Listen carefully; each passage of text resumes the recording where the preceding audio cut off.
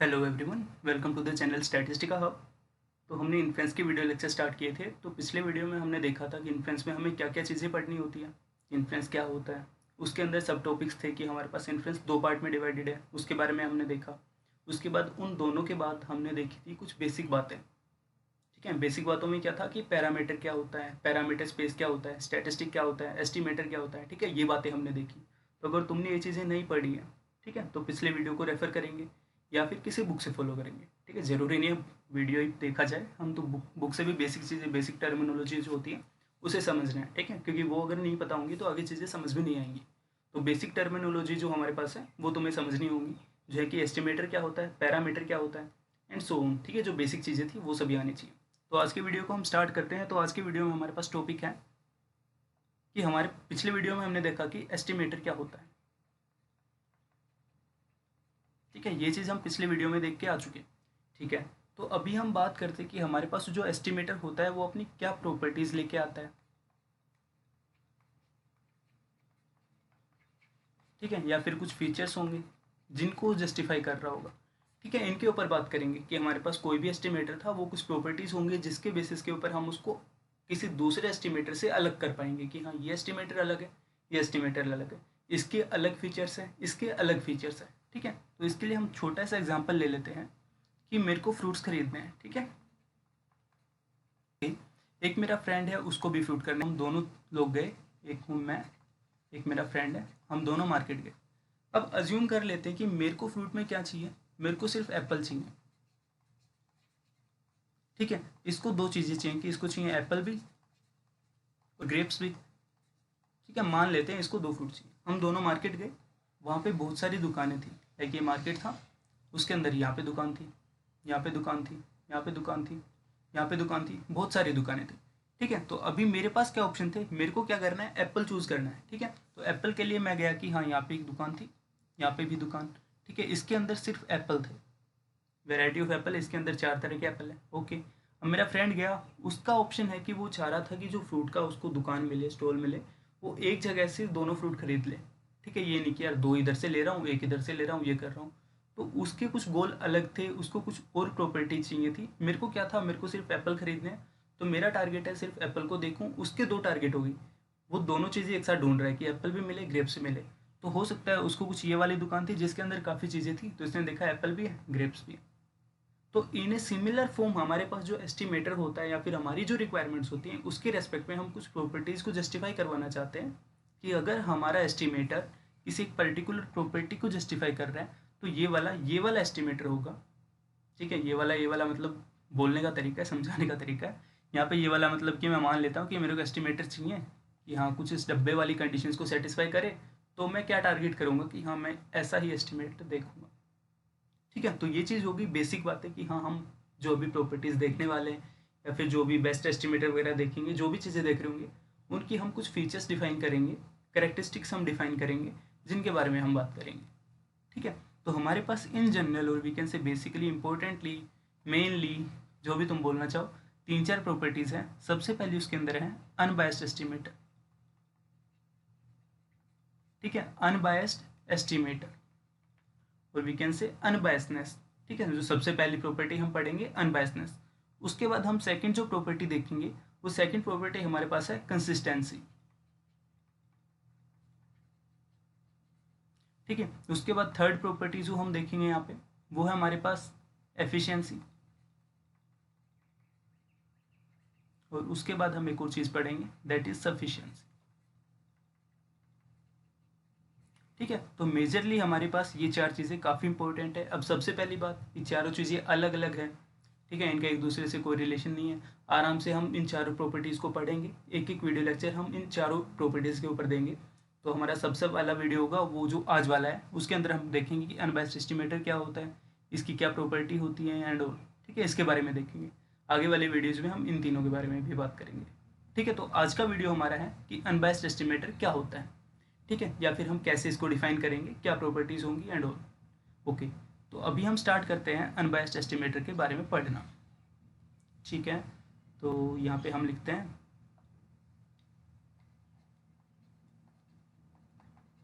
Unbiased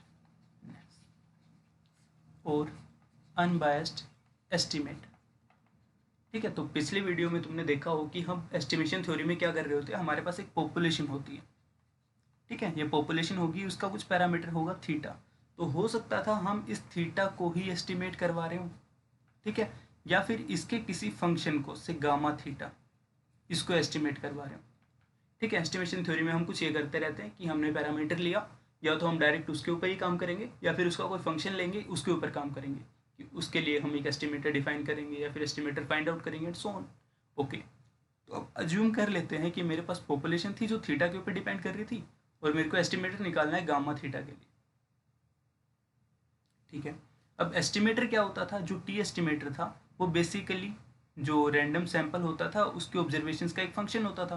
तो मेरे पास random sample है x1 x2 dot dot dot xn, so this t will be basically function of x1 x2 and so on xn. Okay, this can be written as t x vector, this can be written as simply t. ठीक है, ये चीज़ें होगी basic चीज़ें। अब हमें क्या देखना है कि अनबायस्ड एस्टिमेटर, तो if expected value of the estimated t, this coming out to be gamma theta for all theta belonging to the parameter space, then this estimated t is unbiased estimator of theta, sorry gamma theta। ठीक है, तो ये हमारे पास अनबायस्डनेस का meaning होता है कि अगर हम एस्टिमेटर लेते हैं उसकी एक्सपेक्टेड वैल्यू निकालते हैं और अगर वो एक्सपेक्टेड वैल्यू हमारे पास गामा थीटा की इक्वल आ जाती है तो अनबायस्ड एस्टिमेटर होता है। ओके, अब सिंपल सी बात कर लेते हैं कि अगर हमारे पास अनबायस्ड एस्टिमेटर नहीं हुआ, ठीक है, नहीं हुआ कहने का मतलब जैसे सिंपली बोल लेते हैं कि अगर मैं पढ़ूंगा तो मैं एग्जाम में पास हो जाऊंगा, ठीक है, अगर नहीं पढ़ूंगा तो फेल हो जाऊंगा। तो सिंपल सी बात है, अगर expected value of T this coming out to be gamma theta, then this estimated T is unbiased estimator of gamma theta. Okay, and if this expected value of, मतलब सेकंड केस हमारे पास क्या हो सकता था कि expected value of T this is not equal to theta और we can say gamma theta, तो ये हमारे पास अनबायस्ड नहीं होगा। So this will be known as biased estimator. ठीक है, ये चीज़ होगी हमारे पास अनबायस्डनेस और बायस्डनेस के बारे में। सॉरी, यहाँ पे नॉट इक्वल था यहाँ पे। ओके, अभी अगर ये नॉट इक्वल है तो ये कहीं ना कहीं पे इक्वल होगा। तो इक्वल होने के लिए क्या हो रहा होगा, यहाँ पे हमारे पास कुछ टर्म ऐड हो रही होंगी। So expected value of T this equal to gamma theta plus beta theta. अगर ये कुछ इस फॉर्म में लिखा जा रहा हो तो in that case we will say that this function और we can say this estimator T this is biased estimator and this beta theta this is bias of the estimator theta। ठीक है, तो ये हमारे पास चीज थी कि अनबायस्डनेस और बायस्डनेस क्या होती है। ठीक है, तो अभी ये चीज होगी सबसे बेसिक चीज जो हमने अभी पढ़ी। अब इसके बाद करते हैं एक छोटी सी बात असिम्प्टोटिकली अनबायस्डनेस के बारे में। ठीक है, तो अभी मेरी टर्म थी जो अभी मैंने बोला वो था असिम्प्टोटिकली। तो असिम्प्टोटिकली में हम क्या कर रहे होते हैं, तो जब भी हमने स्टैट्स में असिम्प्टोटिकली देखा हो तो हमने क्या किया होगा, हमने n को बहुत बड़ा कर दिया होगा। So basically if limit n tending to infinity expected value of t। Okay, अब n टेंडिंग टू इन्फिनिटी मतलब जो हमारा सैंपल था, जो रैंडम सैंपल था वो था x1 dot dot dot xn। तो जैसे हम सैंपल का साइज बढ़ा रहे हैं, ठीक है, n टेंडिंग टू इन्फिनिटी कर रहे हैं, तो अगर मेरे पास ये पूरी पॉपुलेशन थी, पहले छोटा सा सैंपल था फिर मैंने थोड़ा बड़ा किया, तो n टेंडिंग टू इन्फिनिटी में बेसिकली हम क्या कर रहे हैं, पूरे पॉपुलेशन को ही उठा ले रहे हैं। ठीक है, तो अगर हमारे पास जैसे हम पॉपुलेशन को ही उठा पा रहे होंगे और n टेंडिंग टू इन्फिनिटी कर रहे होंगे, in that case if limit n tending to infinity expected value of the estimated t this coming out to be gamma theta, then this estimated t is asymptotically unbiased for gamma theta। ठीक है, तो ये हमारे पास होता है asymptotically unbiased. अब यहाँ पे एक चीज़ जो नोट करने की है और वी कैन से स्टार करके लिख सकते हो कि अगर हमारे पास कोई एस्टिमेटेड टी है जो सिंपली अनबायस्ड है, सिंपली अनबायस्ड मतलब इससे ऊपर वाला पार्ट जो हमने अभी पढ़ा कि if expected value of T this equal to gamma theta, then this implies that limit n tending to infinity expected value of t, this will be equal to gamma theta.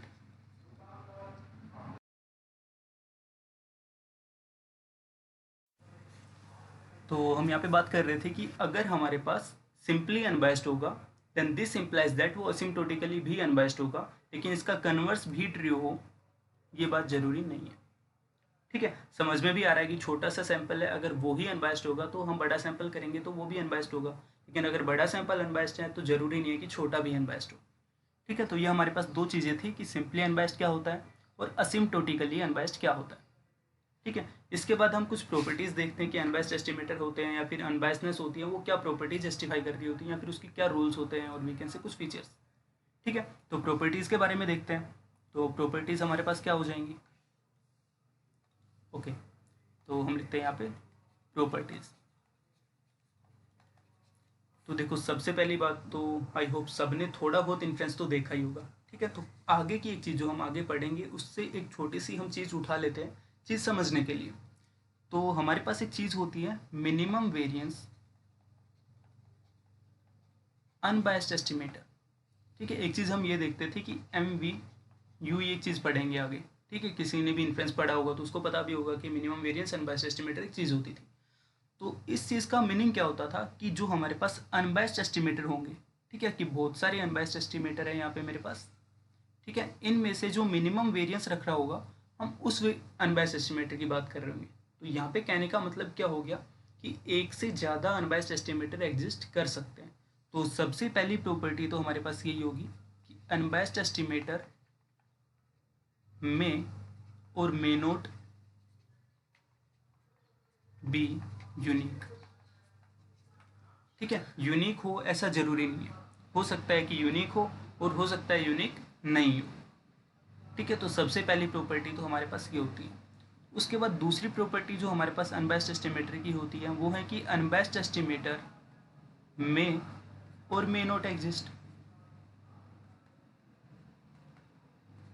ठीक है, हो सकता है किसी एक पर्टिकुलर पैरामीटर और we can से function और पैरामीटर के ऊपर हम बात कर रहे हो और हो सकता है वहाँ पे हमारे पास जो ये है कि अनबायस्ड एस्टिमेटर एग्जिस्ट करे या फिर ना करे, दोनों कंडीशन हो सकती है, कर भी सकता है और नहीं भी। ठीक है, तो ये हो गया हमारे पास सेकंड प्रॉपर्टी। इसके बाद हमारे पास एक थर्ड प्रॉपर्टी आती है जिसको समझना भी इम्पोर्टेंट है। तो जो थर्ड प्रॉपर्टी हमारे पास है वो हमारे पास क्या है उसको देखते हैं। तो ये थोड़ा इम्पोर्टेंट है।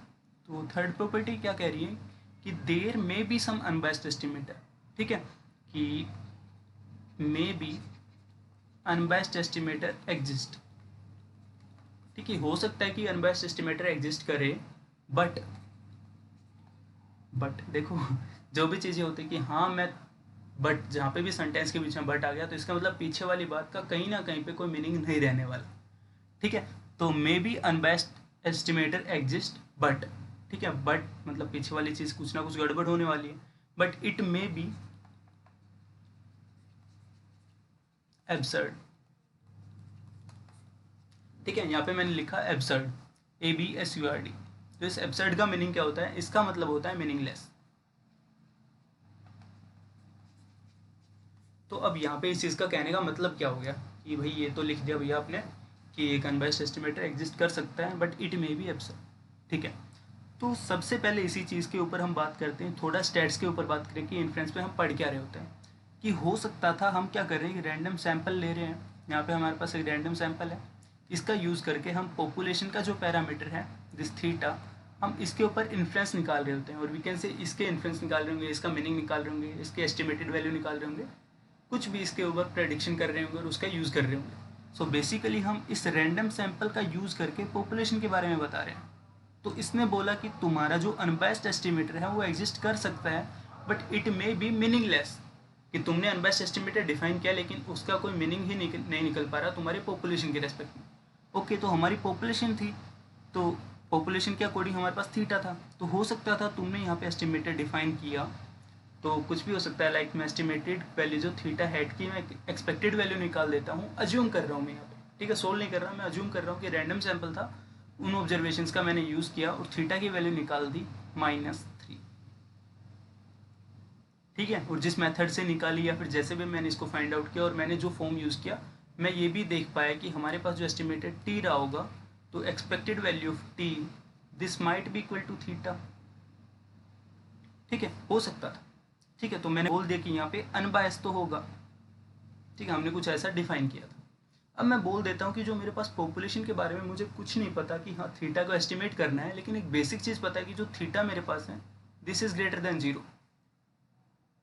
ओके, तो एक चीज़ पता है कि जो हमारा थीटा है वो पॉजिटिव होगा। अभी यहाँ पे हमने देखा कि जो एस्टिमेटर था वो टी था, वो हमारे पास नेगेटिव था, और हमने बोला कि इसकी एक्सपेक्टेड वैल्यू तो एग्जिस्ट कर रही है और वो थीटा के इक्वल है। इसका मतलब ये अनबायस तो है, लेकिन हमने कुछ एस्टिमेट कर दिया जिसकी एस्टिमेटेड वैल्यू आई -3। अब यहाँ पे हम देख पा रहे हैं थीटा की वैल्यू हमने -3 यहाँ पे जस्टिफाई कर दी कि वो इसका अनबायस्ड एस्टिमेटर है जिसकी वैल्यू -3 है, लेकिन ये इसके लिए यहाँ पे जस्टिफाई नहीं हो पा रही कि थीटा हमेशा पॉजिटिव होना चाहिए। ये तुमने एस्टिमेट तो किया, लेकिन यार तुम्हारा एस्टिमेटेड वैल्यू जो रिक्वायर्ड है उसमें है ही नहीं। ठीक है, कई बार नहीं होता, वो एक मीम वगैरह तो देखते रहते सभी। ठीक है, मीम ही देखे सभी ने। तो मीम वगैरह में क्या होता है, वो कई बार होते हैं कि हाँ ये दो बंदे बैठे हैं और यहाँ पे मेरे जैसा बच्चा बैठा है, ये लोग डिस्कस कर रहे हैं कि हाँ मेरा आंसर 2.3 था, ये कह रहा है मेरा आंसर 2.4 था। अभी यहाँ पे मैं बैठा हूँ, मेरा आंसर है 234।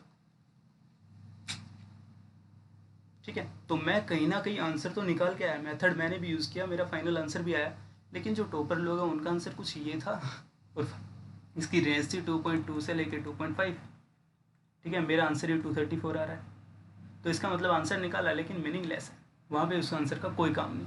तो वो चीज़ यहाँ पे कि हमारे पास अनबायस्ड एस्टिमेटर एग्जिस्ट कर सकता है, लेकिन उसका कोई मीनिंग ही नहीं निकलेगा, तो वो अनबायस्ड एस्टिमेटर एग्जिस्ट किया लेकिन एब्सर्ड हो गया। ठीक है, तो इसके ऊपर एक काफ़ी इंपॉर्टेंट और वी कैन से काफ़ी फेमस सा एग्जाम्पल है जो मैं 2-3 जगह पे देख चुका हूँ, तो हर जगह पे नियरली यही एग्जाम्पल लिख रखा है। तो इसको हम देख लेते हैं एग्जाम्पल क्या बोल रहे हैं। ठीक है, तो एक एग्जाम्पल सा है यहाँ पे, इसके बारे में देख लेते हैं।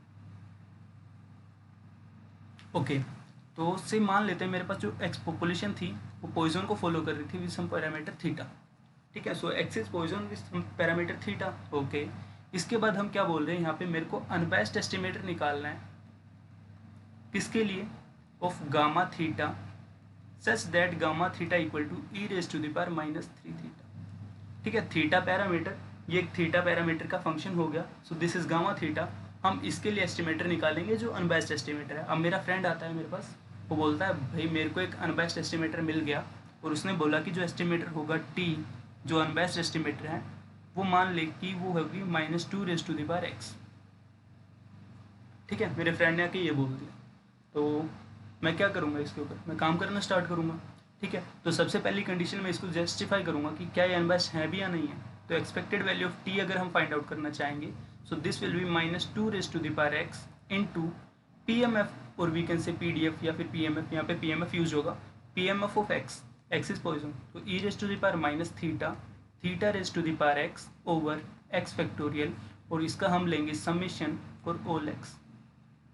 ठीक है, जैसे हम इसको सोल्व करेंगे तो ये क्या होएगा, सोल्व होके ये बन जाएगा e⁻⁻θ summation for all x -2θ⁻x over x factorial. ठीक है, ये e की पावर का एक्सपेंशन है, so this can be written as e⁻⁻θ dot e⁻−2θ, so this will be equal to e⁻−3θ। तो मेरे फ्रेंड ने बोला ये एस्टिमेटर था, और यहाँ पे जो x था वो एक सिंगल ऑब्जर्वेशन थी। ठीक है, रैंडम सैंपल था, वो एक सिंगल ऑब्जर्वेशन थी। तो इसने बोला कि मेरे पास कुछ ये एस्टिमेटर था, मैंने देखा कि हाँ भाई इसकी एक्सपेक्टेड वैल्यू निकाल के देखी, क्या गया e⁻−3θ, तो अनबायस्ड तो हो गया। अब बात करते हैं यहाँ पे मीनिंगलेस का मतलब क्या होता है। तो अभी जैसे ही हम इसी एग्जाम्पल को इधर देखते हैं थोड़ा सा, तो इसी एग्जाम्पल में हम इधर देखेंगे, तो अगर मेरे पास टी एस्टिमेटर था t इक्वल टू -2⁻x, और अभी मेरे को पता है कि x की वैल्यू क्या हो सकती है, 0, 1, 2 सो ऑन। ठीक है, तो जैसे ही मैं x की वैल्यूज को इवन नंबर ले रहा हूँ, even number 2, 4 and so on, तो हमारे पास जो t की वैल्यू आएगी वो की -2⁻, even number that is greater than 0, positive. ठीक है, और जैसे मैं ओड नंबर ले रहा हूँ ऑब्जर्वेशन, तो t will be -2⁻, odd number. Now this thing will be less than 0, that is negative. ठीक है, अब बात करते हैं जो एस्टिमेटर था और वी कैन से पैरामीटर था यहाँ पे, वो था e⁻−3θ। अब ये चीज़ तो हमेशा ग्रेटर देन 0 होगी। अब यहाँ पे था कि अगर हमारे पास ओड टर्म आ गई अगर ऑब्जर्वेशन में, तो जो एस्टिमेटर था वो एक नेगेटिव वैल्यू देगा, जो इस एस्टिमेटर और वी कैन से इस पैरामीटर को एस्टिमेट ही नहीं कर पाएगा। जो अभी हमने पीछे देखा कि ये कुछ वैल्यू ये होनी थी लेकिन मेरी वैल्यू ये आ रही थी, तो मेरा आंसर तो है लेकिन वो आंसर काम का ही नहीं है। तो बस वही चीज़ हमने यहाँ पे यूज़ करेंगे कि जैसे हमारे पास क्या होगी, नेगेटिव या फिर ओड टर्म आ रही होंगी, ठीक है, तो उस केस में हमारे पास टी की वैल्यू नेगेटिव होगी और वहाँ पे क्या हो गया, ये इसको जस्टिफाई नहीं करेगा। इसका मतलब अनबायस्ड एस्टिमेटर एग्जिस्ट कर सकता है लेकिन उसका कोई मीनिंग ही नहीं निकलेगा, ठीक है। तो ये हमारे पास इस थर्ड पॉइंट का मतलब था कि एग्जिस्ट करेगा लेकिन मीनिंगलेस होगा, ठीक है। तो जो हमारा सबसे पहला वीडियो था अभी इसके अंदर कौन सा टॉपिक, अनबायस्ड टॉपिक के ऊपर, वो यही था कि हमने बेसिक प्रॉपर्टी देखी कि अनबायस्ड एस्टिमेटर क्या होता है, वो क्या कंडीशन को सेटिस्फाई करता है, इसके ऊपर हमने बात की। तो इस चीज़ को रिवाइज करेंगे, उसके बाद बुक से भी फॉलो करेंगे, किसी भी एक बुक से इसकी प्रॉपर्टीज़ वगैरह देखेंगे। ये सब करने के बाद हम अगले वीडियो के अंदर देखेंगे, कुछ एग्जाम्पल्स देखेंगे कि हम एक पर्टिकुलर डिस्ट्रीब्यूशन ले लेंगे, लाइक बायनोमियल, नॉर्मल, कोई भी डिस्ट्रीब्यूशन लेंगे, उसके पैरामीटर्स हैं, उनके ऊपर हम काम करेंगे कि इन पैरामीटर्स के लिए अगर हम अनबायस्ड एस्टिमेटर फाइंड आउट करना चाहें तो हम कैसे करेंगे, ठीक है। तो अगले वीडियो में हम कुछ क्वेश्चंस करके देखेंगे। इस वाले वीडियो में हमारे पास यही तक था, जो बेसिक था कि हाँ डेफिनेशन, और जो थ्योरी पार्ट था अनबायस्ड एस्टिमेटर में वो कुछ ही था। ओके, तो चैनल से जुड़े रहिए, आगे वीडियोज आती रहेंगी, हम हर टॉपिक को कवर करेंगे। Okay, thank you.